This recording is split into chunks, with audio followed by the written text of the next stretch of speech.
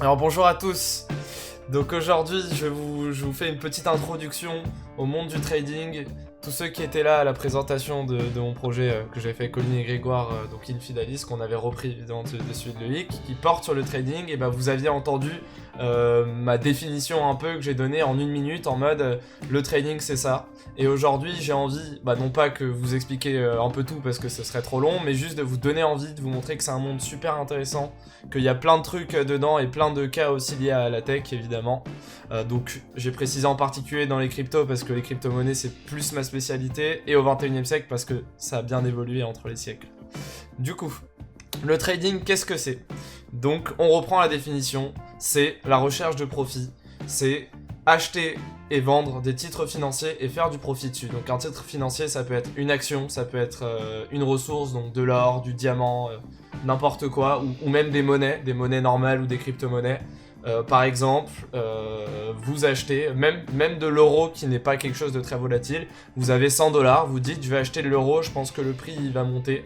Et quand vous revendez vos 100€, et vous êtes, enfin c'est pas 100€, du coup supposons vous achetez 96€, et quand vous les revendez, vu que le prix est monté, vous êtes passé de 100$ à 105$, GG, vous avez fait un profit de 5%, vous avez fait un trade. Que ça soit avec son argent, donc là, dans ce cas de figure, vous êtes un investisseur, puisque vous investissez de votre propre argent, ou alors avec celui des autres, et c'est ce que fait un trader lambda, c'est-à-dire que le métier de trader dans une grosse entreprise, une entreprise va donner une grande partie de ses fonds au trader, le trader trade avec, et il touche un salaire dessus. Donc c'est un métier comme un autre. Investir, bâtir, s'enrichir, c'est les trois mots, je dirais... Bon, j'abuse un peu, mais en tout cas, ça définit bien selon moi ce qu'est le trading. On est clairement dans la recherche de profit, on va pas se le cacher. C'est investir de l'argent, investir dans des biens, dans des actions, dans des ressources, etc. Bâtir, vous construisez quelque chose avec cet argent, vous vous enrichissez avec cet argent, et plus tard, si vous avez fait des bons trades, parce qu'il y a des gens comme Warren Buffett qui sont partis de rien et qui en plusieurs années en tradant sont devenus milliardaires, et vous pouvez après investir dans l'immobilier et vous êtes riche, c'est ça qui est bon.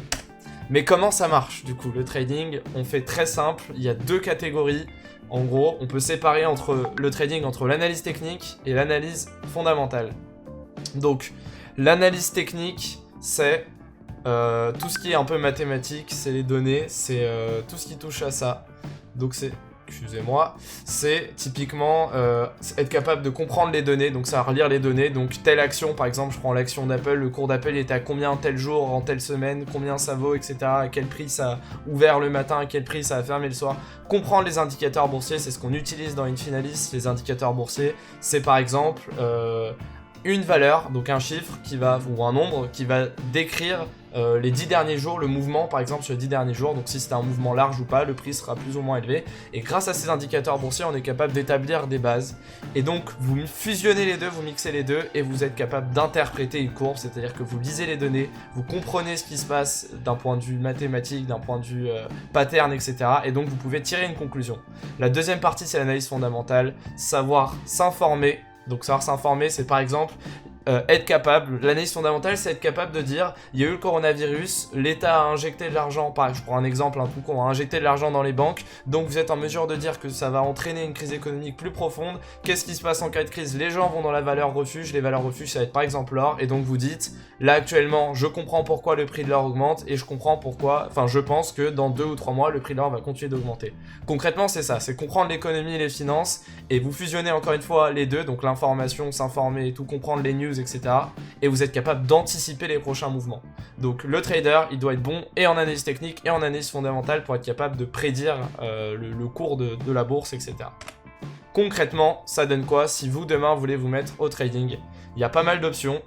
La première, c'est trouver un exchange. Donc la plupart du temps, si vous voulez trader des indicateurs boursiers classiques, le Nasdaq, le Dow Jones, le CAC 40, vous faites avec votre banque. Là, j'ai mis par exemple Boursorama. Vous avez un compte chez Boursorama, vous pouvez dire j'ai investi X argent dans une action classique. Si vous voulez un truc un peu plus professionnel, vous avez des exchanges en fiduciaire, c'est-à-dire pour tout ce qui est classique, on va dire, pas les crypto-monnaies, donc eToro.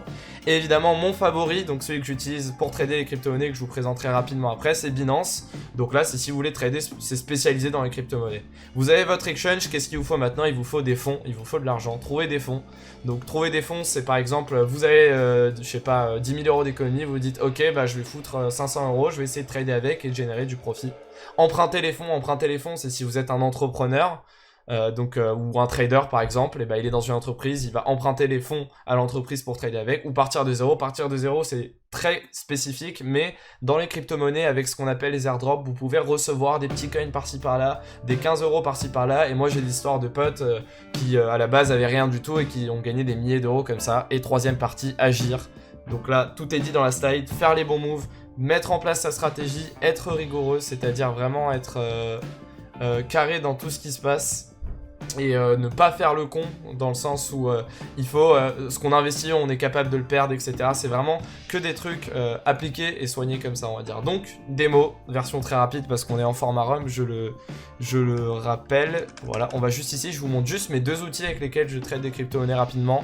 Donc, l'exchange que j'utilise, c'est Binance. Donc, Binance, il va me permettre, voilà, par exemple, là, je suis sur le Bitcoin en dollars, de regarder la courbe rapidement, d'acheter, de vendre, de faire des leviers. Donc, les leviers, c'est trader avec plus que ce qu'on a pour faire plus de bénéfices, mais c'est plus risqué. Enfin, il y a énormément de choses dans le monde du trading.